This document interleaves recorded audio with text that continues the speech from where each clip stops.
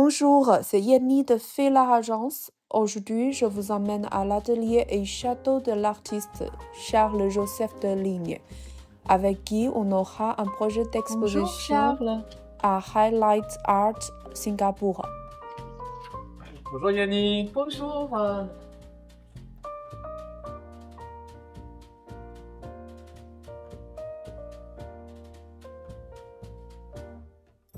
Donc, je suis Charles-Joseph de Ligne et je suis artiste contemporain. J'utilise principalement la photographie et la peinture. Ma famille a toujours été collectionneur. Je regardais les catalogues de vente comme Christie's Sotheby's. J'ai toujours su que j'étais un artiste depuis petit. Je suis très heureux et très excité de présenter 25 œuvres dans la galerie Highlight à Singapour, grâce à Yenny aussi.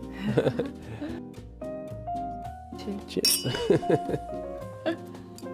Ça a commencé en 2012 à Shanghai, cette série. Ça fait 12 ans.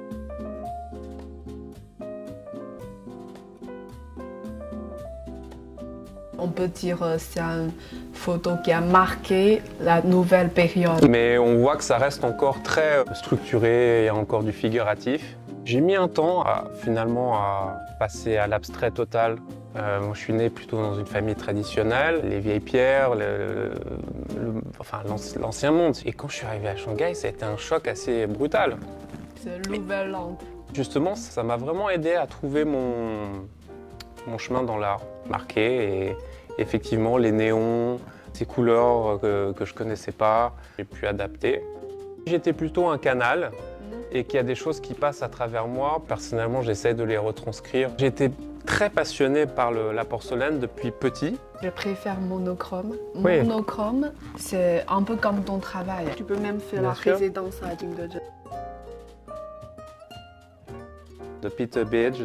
En fait, c'était un photographe qui a beaucoup compté pour moi. Pas dans sa technique ni dans son style, mais en fait sa personnalité qui a fait énormément de travail en Afrique.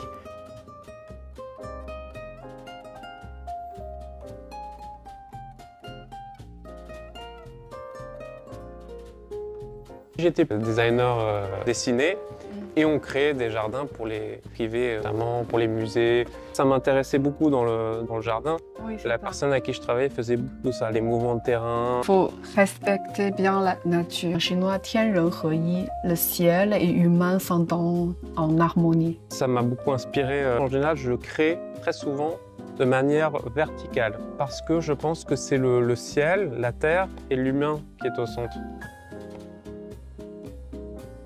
Le thème du Louvre qui s'appelle Cœur de miroir, Jingxing en chinois. Mon œuvre, il y a cette verticalité.